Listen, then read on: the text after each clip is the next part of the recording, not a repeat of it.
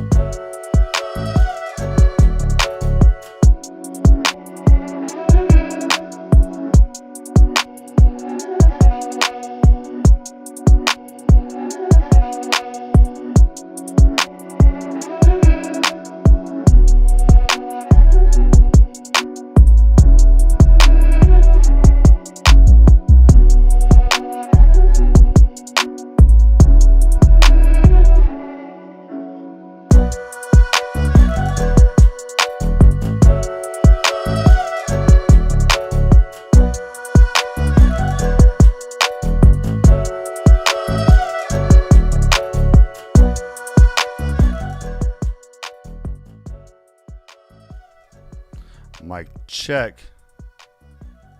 What's up? What's up? What's up? So, I got up hella early this morning and finished up work at a pretty decent time. So, I figured, what the hell? So, it's a new year. Really trying to figure out, like, there's been so much, going on, but I feel like what's been going on in cannabis has kind of been taking a back seat. So I'm just going to dig around a little bit, see what we can find. So, a lot of these articles will be written, about stuff going on, and, because it's not, something that's driving views and clicks, you don't really hear about it. So let's just see what we can find. Let's see. So I've been trying to collect some like cannabis news sites, and kind of really still doing some fact checking though, because there can be some like opinions that are passed off as facts. I was reading. Let me find it. But I was reading. I was going to do something on like 10 myths of marijuana, or 10 like fun facts or something, and I went down like that myth, and this one website, I can't remember who it is. I have to find it. Was coming up with some absolute crazy shit, like totally counter what's actually true, right? So like one section said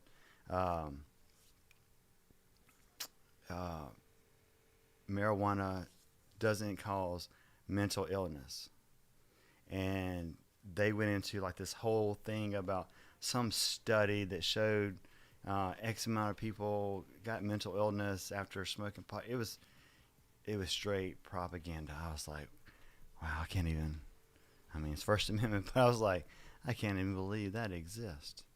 So, actually, let me see if I can find it. Let's see.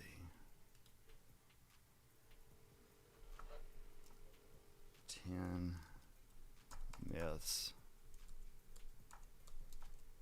of marijuana. All right. Maybe it's this one. This is, who is this?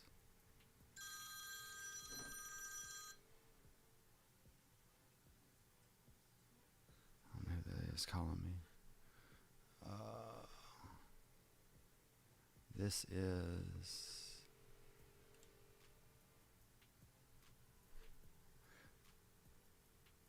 Drug Free America Foundation. That's what it's called.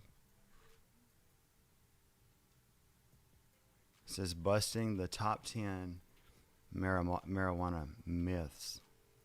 Let's see what it says. let's see, marijuana use. All right, marijuana is harmless. Now, I'm not gonna say harmless because depending upon who you are, it can, you could either be sensitive to, THC or CBD or something. And, I mean, there's stranger uh, allergies, but so I'm not gonna say harmless by no means. But let's just see what these people mean. They say marijuana use is associated with increased risk of mental illness. And then it cites Burns 2013. It says heart disease. And it cites Montecuco 2012. Cancer, Marks 2013. Lung disease, MEHRA, MEHRA 2006. And stroke, Wolf 2013. Compared to tobacco. What? Marijuana smoke contains 3 to 5 times more carcinogens, Tomar, PhD, and AL, whatever that is, 2009. It says the structural brain change caused by marijuana use by adolescents and young adults, including only casual use, is permanent. IQ points are lost and cannot be recovered with age. Miller M. 2012. Exposure to so-called edibles has led to a significant increase in the poisoning of young children. Wayne 2014. I'd like to know, where they're getting their data from. The side effects from marijuana have led to far more emergency room visits than all other substances combined. Sam Hassa, 2013. Like, that's incredible. Like, if somebody would print that. It's incredible. All right. Let's see. Here we go. Let me zoom this.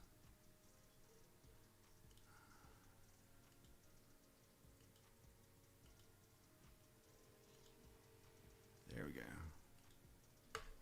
All right.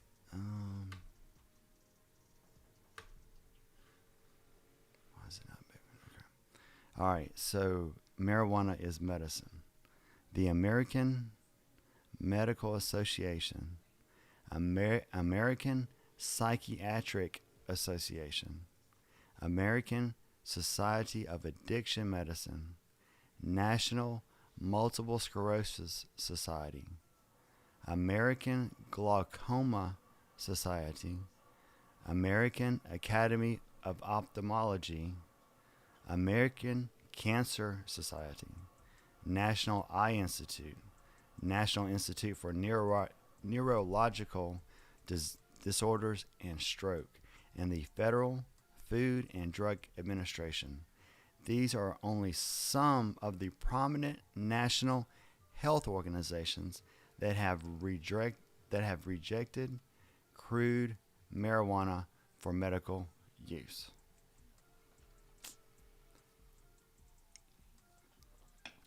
I don't know if these people are just flat out lying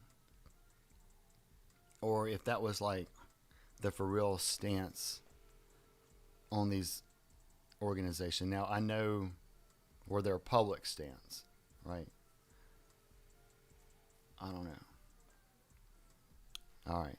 State. Wait, I guess I'm going to have to zoom back out. There we go. State regulatory oversight of marijuana for medical use in Colorado has been highly touted as a model of success. Regardless, while the state's website shows registrant demographics at 3% for cancer and 1% for AIDS, Those who complain of pain equal a whopping 94%. CDPHE 2014. Now we stop right there. So these people here, the Drug and Alcohol Testing Industry Association,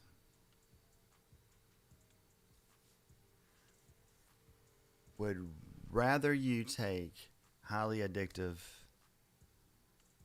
pain medicine because it was prescribed by the doctor than going the natural way.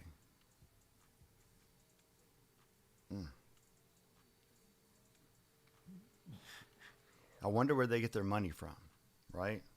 Like, I wonder who's behind the website. Excuse me.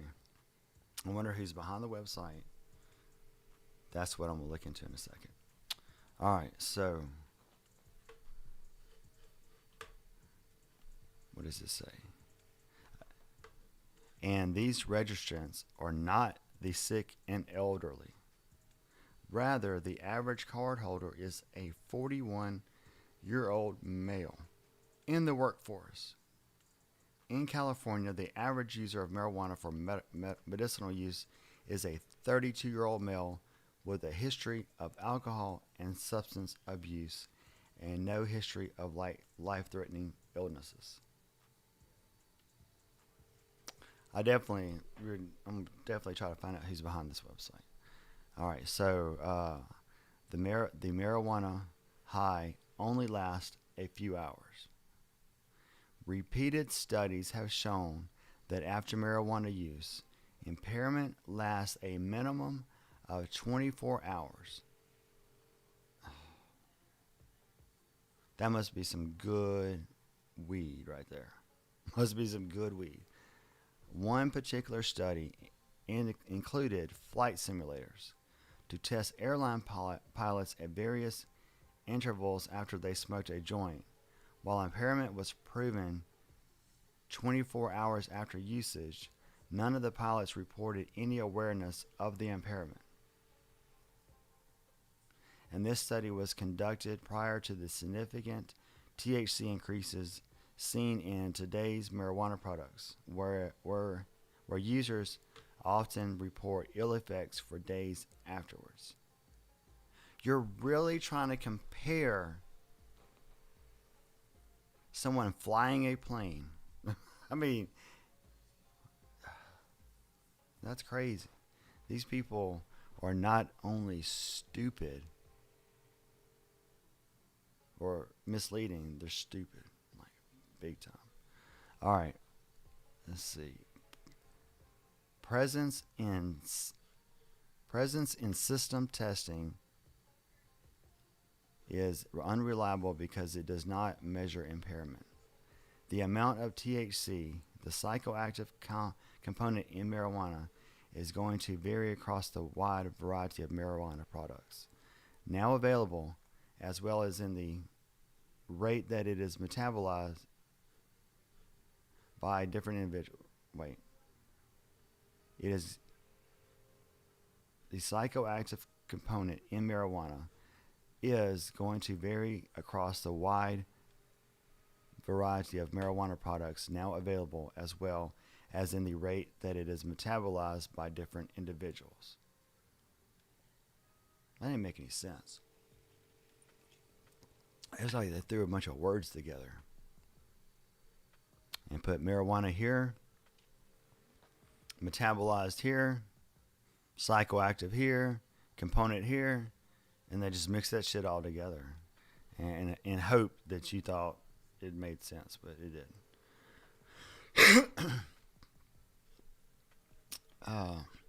While these variants currently make it difficult to produce a standardized method by which individual impairment can be determined with certainty, they should not be construed in some kind of base of rate fallacy. The reality is that drug testing is meant to serve as one component of an employer's comprehensive drug-free workplace policy that includes education about the consequences of failing a drug test. You just want to punish somebody for smoking weed, is what that says. That's all that. That's all that says right there. You just want to punish somebody. Like, you don't give any valid reason for that. What did they say? They said the reality is that drug testing is meant to serve as one component of an employer's comprehensive drug-free workplace policy. Like, what else? I mean, hey, I understand if you do that, but what else do you need to do beyond that? I mean, either the employee's going to show up and do their job and get it done every day, or they're not, right? I mean, I don't condone not looking out and making sure your staff is straight. Totally get that, right? But as long as someone does their job, I don't feel like there's a need to harass them with that. Now, if there's an accident or, something where there's, you got to file some claims or something, I totally understand that. And, but, like, if you're not a regular smoker and, something happened at work and it was, a week or so, 2 weeks, depending on, upon your system, you'd get screwed, So, I don't know what I don't really think they should test for that as a component of employment or not. Like I said, either the employee's going to come and do a good job, show up for work or whatever, or they're not, right? And as long as they're professional and everything gets done, and like I wouldn't worry about it, I mean, because what people do in their own time, in their own place, as long as it doesn't affect their family, anything like that is going to affect their family if it's abused. But if it doesn't affect like their professional life, I just depending upon the job, right? There's some that you can't leave to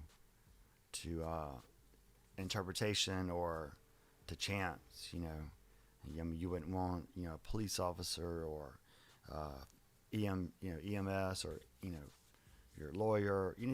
Well, I don't know. Probably some of them lawyers, you never know, but you get what I'm saying.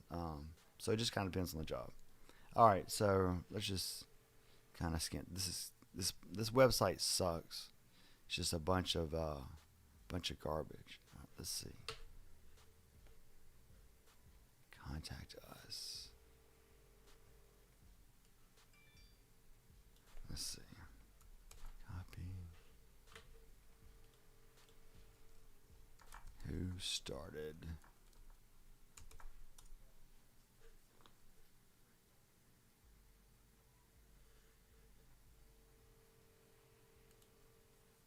Maybe I try the LinkedIn page, see if I can. Oh, here we go.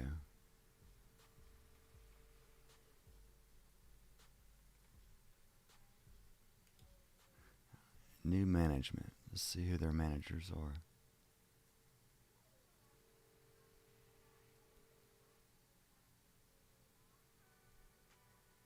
Anthony Washington. Let's see. Let's try LinkedIn.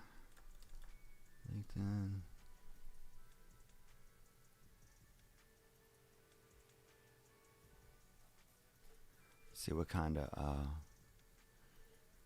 see where he's sending his money these days,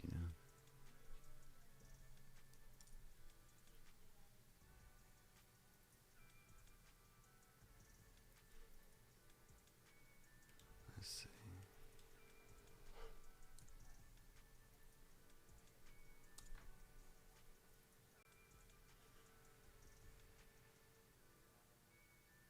Anthony Washington. I wonder.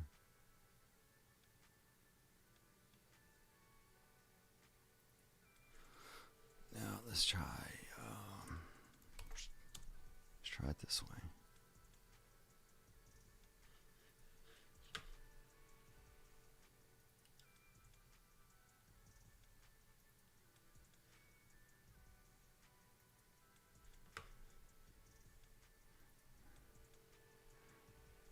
there no picture of this person? They're just like a ghost. I want to see Anthony Washington. I want to see what they look like.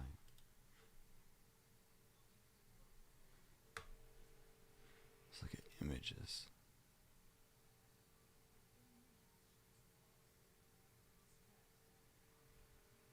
Anthony Washington. There's a bunch of Fauci, Biden, and Trump. Like, what the hell?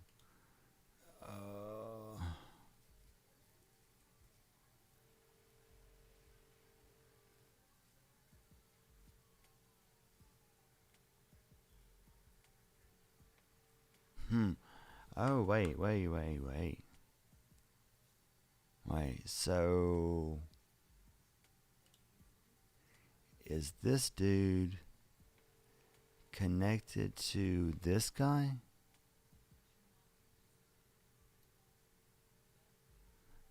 Wait, no, that's not right. Because this Anthony Washington, now 30. I mean, I don't know if I mean, that would be him right there. But I don't know if he is this guy. Let me see.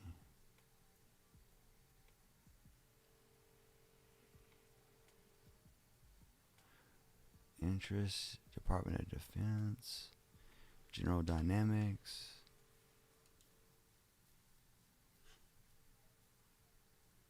So defense contractors, USCG Contracting and Procurement Enterprise. Let's see. I'm not gonna spend all day on this guy, but I really do kind of want to know, like, who would be putting out, who's still trying to put out like that type of information about it. And if you're not continually pushing that, why is it still up? You know what I mean? Like, that means you still stand behind it. So, I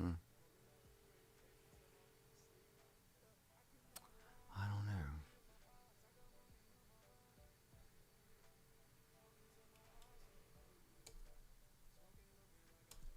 It's like nowhere to be found.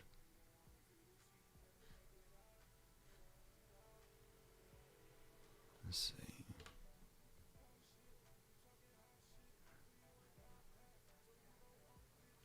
Directories.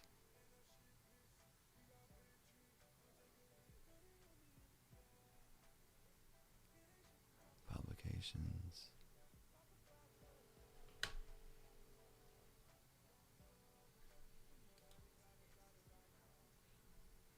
I mean, it just says, you would think they would you would think that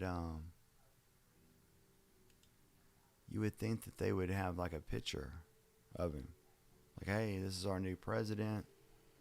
Tell him what's up. But it says, as DATIA's president, I would like to take the opportunity to welcome the Center for Association Resources as our new management company. Effective July 1st, 2020, as an accredited AMC, the center has over 20 years of experience that will assist DATIA in becoming even more successful. The center's client focus includes client sectors such as medical, dental, scientific, engineering, and legal. We look forward to working with the center and to bring much success to data. I don't know how you pronounce that, my bad. Let's see. Please welcome Robert Patterson as the new executive director, and John Codus, who will be serving as the account manager for DATIA. I realize that these continue to be very challenging times for many of you. On a daily basis, I I realize that these continue to be very challenging times for many of you on a daily basis, and I applaud your courage and your perseverance. Thank you for all your contributions and loyalty to DATIA and your DATIA, Anthony Washington. All right, so this is kind of an odd name. Let's see. Copy.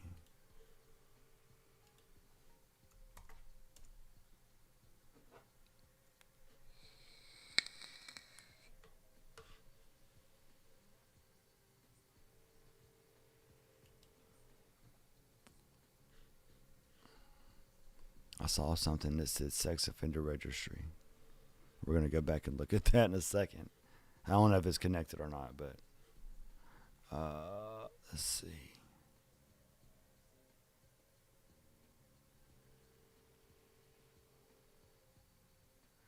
Trying to see if there's any connections to DA, that company.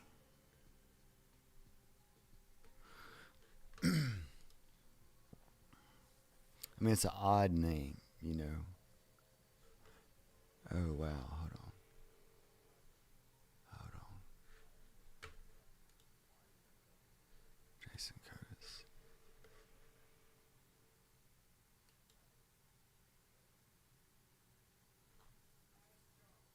What?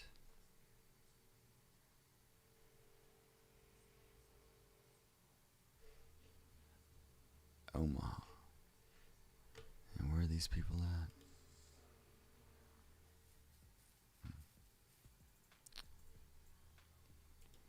Anyway, I'm not gonna stay on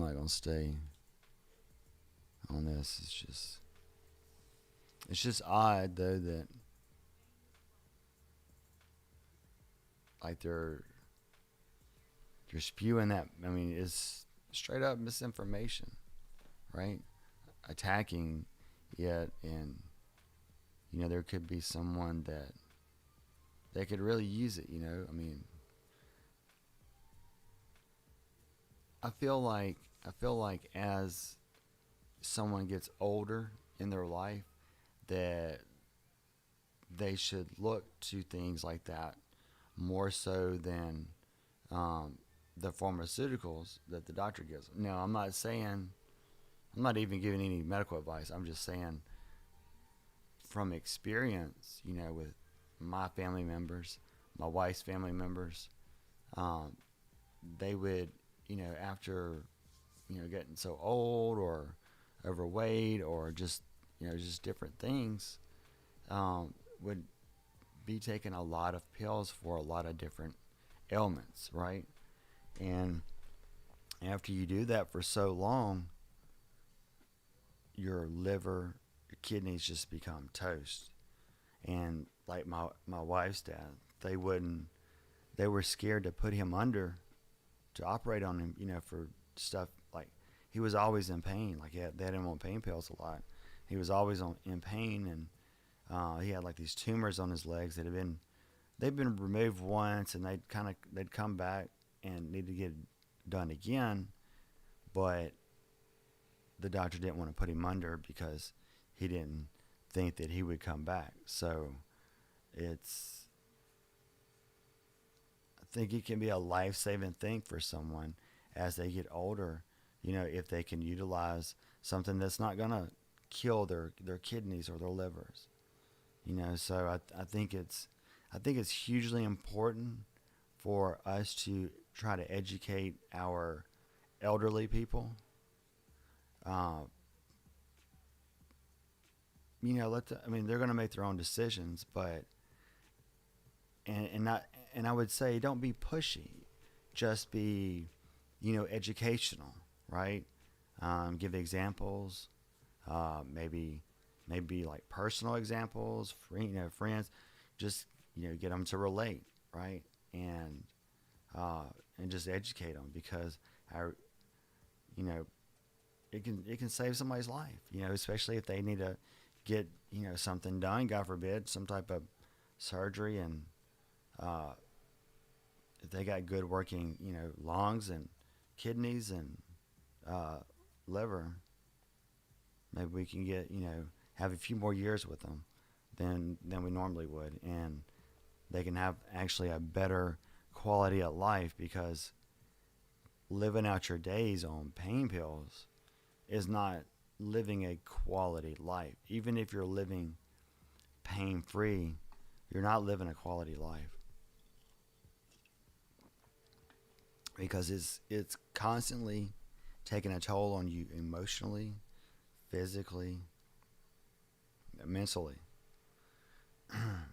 Not good, not good. So anyway, I didn't mean to get off on that rant. Let's see what else we got. Yeah, so I've been trying to pay attention to these news sites. So, like, you have governors now that are pushing for legalization. I mean, I think they could have done it sooner, but we won't get off on that. All right, so Minnesota governor urges lawmakers to pursue marijuana legalization amid budget talks. So they're probably sitting around saying, the riots and all this other stuff is like costing us a lot of money, and we need some money. Everybody else is legalizing weed, so we should full wreck. Let's just go. That's what they're thinking. They won't say it, but that's what they're thinking. New Mexico governor pushes for marijuana legalization in state of the address speech. So, Minnesota governor, New Mexico governor. Chuck Schumer lists marijuana as a priority in the first post-election cannabis comments. You ain't heard a damn thing from him yet. You didn't hearing shit about other people, other countries, but I ain't gonna get on it. Psh. All right, so let's see. Oh yeah, police in New Jersey's largest city continue marijuana arrests at pre-legalization rate. New Jersey voters approved a referendum to legalize marijuana in November, and the state attorney general is instructing prosecutors to suspend low-level cannabis cases, but the number of marijuana-related arrests in the state's largest city have remained largely unchanged compared to last year. So they're going to suspend the cases. So does that mean, like, I don't know what that means. And I know they're not going to do anything with it right now, but I mean, either you're going to drop it or you're not. I want to suspend it. That's according to a recent analysis of crime report data in New York by Justin Levy, an associate professor of accountancy at the University of Illinois. So the New York Police Department made a total of 57 marijuana-related arrests in the first 20 days of this year, compared to 63 arrests made for the same period in 2020. But more notably, that trend is driven by a spike in arrests for simple possession alone, which grew from 39 last year to 48 this year, a 23% increase.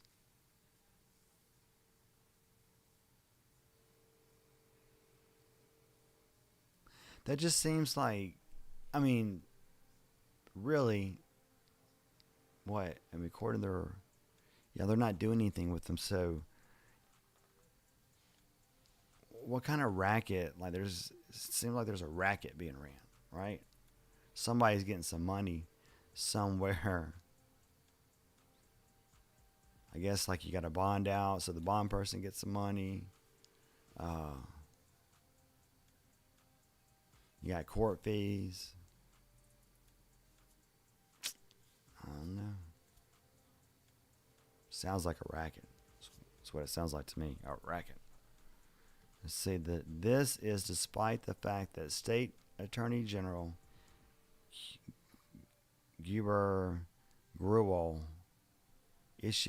Democrat issued guidance in November telling prosecutors not to take on low-level cannabis cases as lawmakers work to develop regulations for a regulated market. His office also recently circulated a follow-up notice extending that policy until March 31st. New Jersey advanced media reported. Meanwhile, cases of possession with the intent to distribute in Newark declined 63% from 24 in the first days of January 2020 to just 9 in the same period this year. That activity would not be legalized under the voter-approved referendum. What makes these statistics all the more troubling from advocates' perspective is that the overall arrests for all crimes in Newark were lower in the first 20 days of this year compared to 2020. The numbers of busts dropped from 631 to 347, or 45%. Yet police are still managing to find new cases where cannabis is involved. Well, if they're not getting the money from the other places, where are they going to get it from? I don't know. They have to have an incentive somewhere to keep doing that. Because I don't really think that they're doing it just to do it. I mean, there might be some, and there might be some instances, but I feel like somebody's getting paid, some type of bonus, something's going on. I don't know. All right, it should be noted that some arrests included Libby's or Libby, whatever, and included in Libby's analysis are for marijuana as well as other illicit drugs. Wait. It should be noted that some arrests included in that person's analysis are for marijuana as well as other illicit drugs. How many of the rest are with other drugs? That's an important fact to know. See, that's a little deceptive right there. Because just like you talk about all this stuff in this one little line, it should be noted, blah, blah. But it remains the case that people are still being criminalized and possibly getting records for possessing cannabis when the plant was legalized via referendum, and legislation is actively being considered to allow for retail sales. Okay. So let me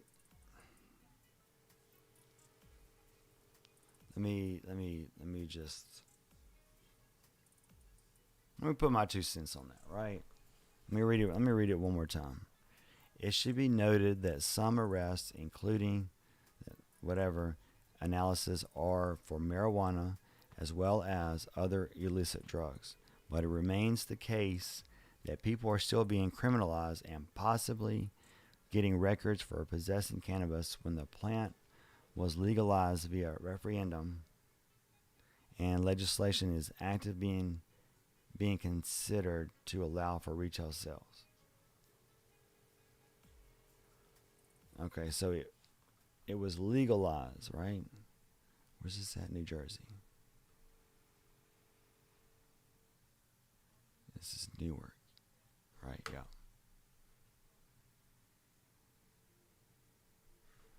So, let's see. Newark, New Jersey, marijuana how do you spell that? Yeah, there it is.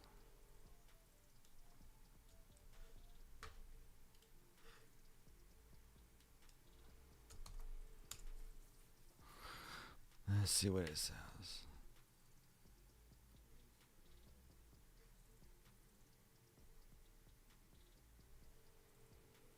I'm trying to find the actual referendum. Let me see if there's a PDF of it somewhere. PDF.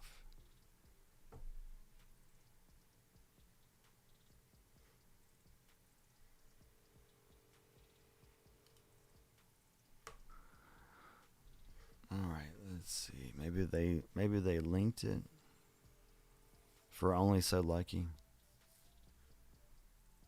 Sorry, this video is not available. What the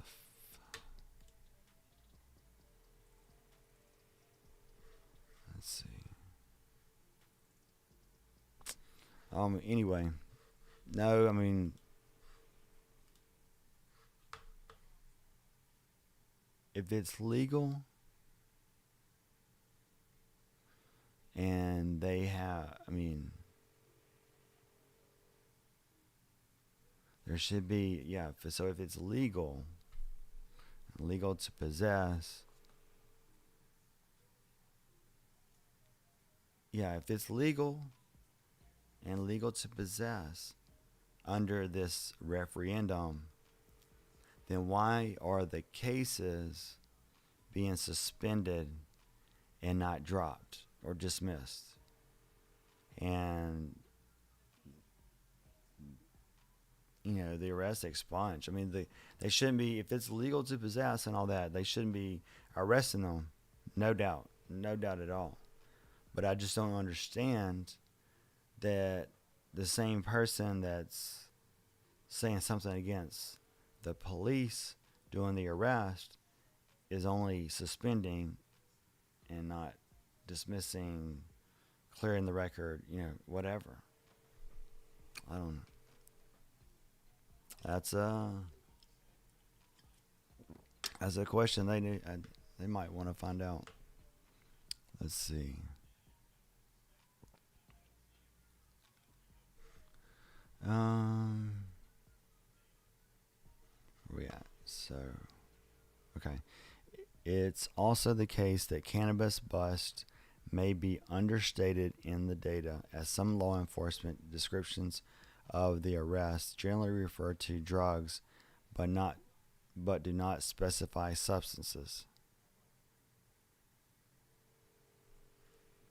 All right. So now it says it's also the case that cannabis bust may be understated in the data, as some law enforcement descriptions of the arrest generally refer to drugs but do not specify substances.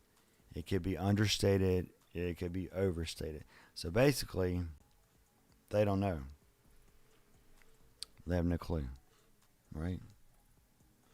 When asked about the cannabis arrest data, the Newark Department of Public Safety conducted its own analysis and found that arrests for possession alone were 7% lower in the first 20 days of January 2021 compared to 2022.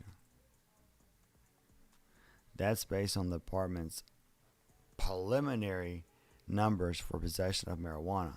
It's unclear why there are minor discrepancies in the figures provided by that person, which is based on publicly available city data and those from NDPS. So they're saying that I didn't see any real data, but I hadn't seen the report. So either way, a minor single-digit reduction in cannabis arrests is probably not what most voters had in mind when they approved legalization at the ballot box in November. True. 100% agree.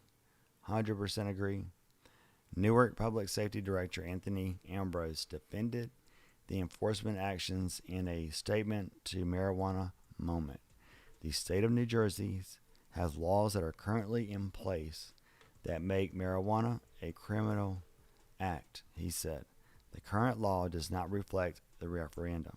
Until the laws are changed, we have to abide by the current law. Also, most of the people arrested were given summons. They were not a criminal matter. They said arrest at the beginning of this article. Arrest.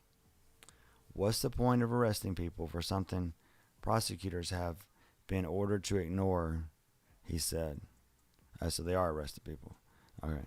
Note that I am not criticizing the officers doing the arrest, or really even the Newark Police Department. Officers are doing their jobs. If you tell them it's not their job to arrest people for marijuana possession, then most, if not all of them, would stop the arrest. This analysis may come as an unwelcome surprise to Newark Mayor Ras Baraka, who is a strong proponent of cannabis reform with an eye toward racial justice. In 2019, he and several other New Jersey mayors called for automatic expungements of low-level marijuana possessions. Of low-level marijuana possession and distribution convictions if the state ultimately moves to legalize cannabis. The previous year, he criticized legalization legislation that was in the works because he felt it didn't do enough to ensure social equity. Baraka's office did not respond to marijuana movement's request for comment for this story. For police departments that are waiting on enabling legislation for legalization to be enacted before easing off cannabis cases. It may be a while, as lawmakers have been stuck in a back and forth with the governor over a bill that they began crafting after a voter referendum was approved. Both the legislature and Governor Phil Murphy are in favor of the legislation, but there's been disagreement over a particular provision related to penalties for underage people who violate the law. The governor wants underage possession to continue to be met with some penalty, but the leading lawmakers say it is not their intent to criminalize such activity. A cleanup bill was expected to get a floor vote this month, but it was postponed. But it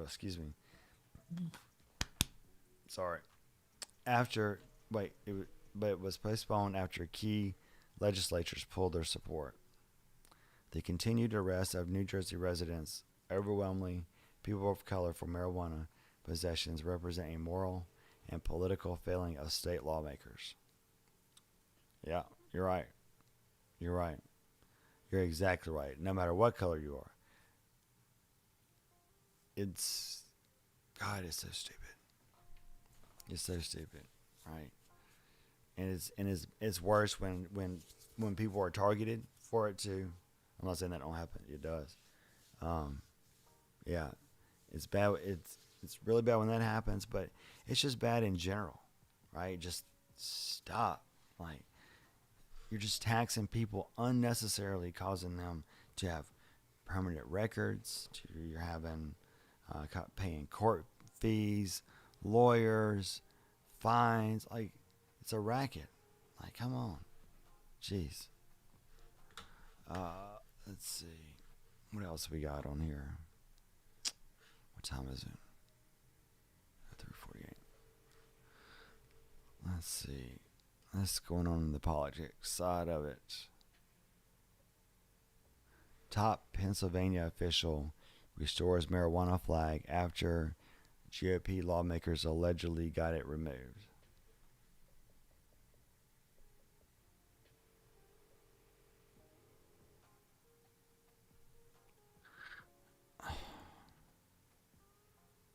I really don't think that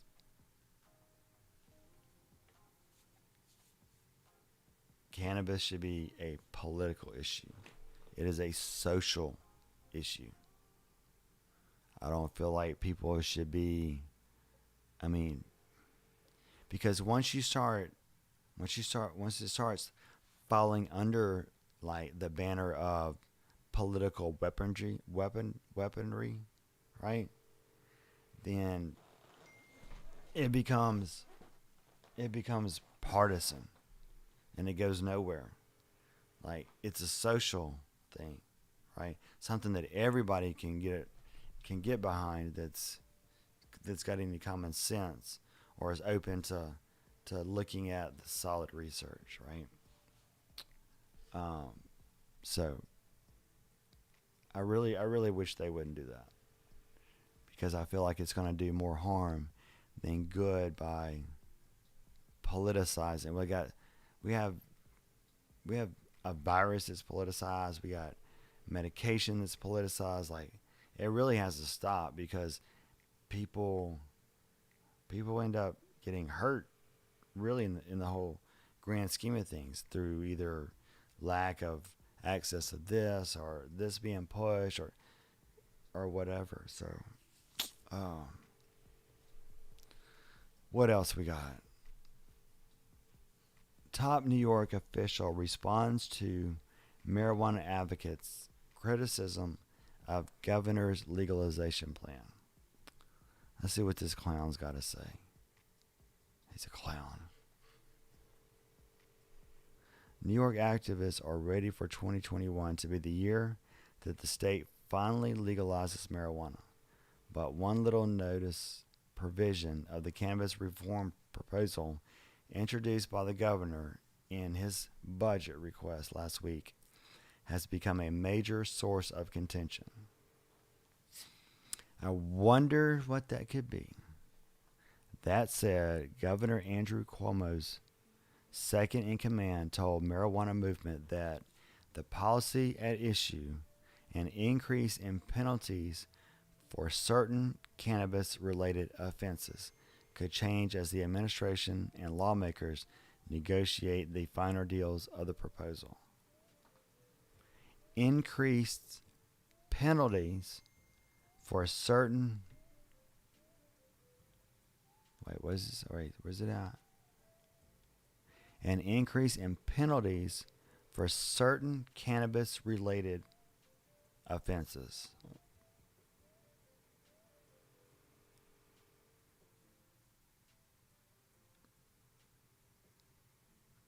I mean, I guess, like, I don't know, I'm interested to see what they consider that to be. While marijuana would be legal to purchase and possess for adults 21 and older, Cuomo's plan, the legislative text he released, also contains a section that would make it a Class D felony, punishable by up to 2.5 years in prison, to sell cannabis to anyone under the age of 21. What?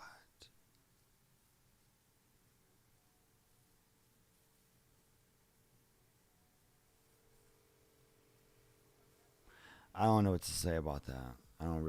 I have no clue.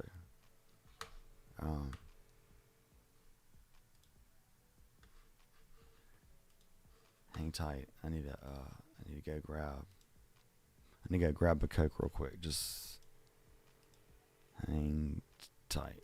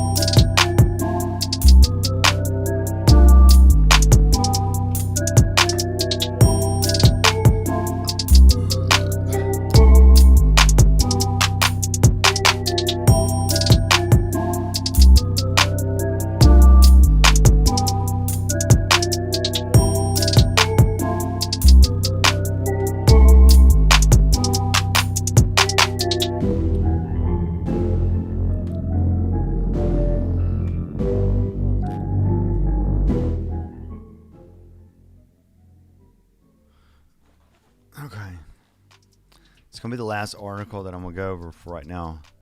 I need to go get me something to eat. I'm hungry. But hey, I appreciate you checking it out. Do a little bit more digging and really focus on like holistic healing type stuff, right? Like cannabis. We'll do some digging into like psychedelics a little later tonight. So, yeah, because especially who is this? Let's look. We'll just end with this. But like right here, Hawaii could legalize psychedelic mushroom therapy under new Senate bill. Right. So when Colorado, when they went recreational, and I started like doing research on cannabis, and going to like the National Cancer Institute page and like finding out all these different studies, like these clinical studies that they were doing that was shrinking cancer cells, killing cancer cells, shown to do it, right? And my mind's like blown. I had never seen like the way they worded it, right? They were saying like, in a study with such and such, results were to show blah blah that it did do this. It wasn't may, can, could. No, it was like did, right? And then they changed the wording after a couple months or so, and I'll tell you about that on the next live stream. But so I got to thinking, I was like, I wonder like what other national or natural and intoxicants are out there that actually have medical benefits that we have no clue about, and that's when like ibogaine, DMT, mushroom, psilocybin, peyote, like even like we'll dive into the frogs eventually, but for those that aren't like really familiar, I guess like with the psychedelic avenue, we'll kind of take it slow and kind of get you worked up up to that point. But it's a really interesting stuff, especially like DMT, because you already have DMT in you, but it's just in the right form, dosage, it can do mind-blowing things from what I hear, and we'll get to that too. But I guess I'm gonna leave it with this. I'm gonna go live a little later. I'm gonna give you something to eat, run a couple errands. But I appreciate you stopping in, tuning in. Make sure you like it and share it. Really trying to, as cannabis legalization comes along, I think the biggest issue for people is not really understanding it, and so when it comes up for a vote in a state that's trying to get it passed, if someone's going to vote against it, you want to make sure they're at least educated about it and they really understand it. And maybe we could do that, because that's the best way. Like, you don't want to try to just get this passed and shove you like, yeah, you'll like it, whatever. Let's try to help everybody understand it, and because that's what it's all about. Like, it's gonna be there for all of us to use. It's been there. So anyway, I'm out.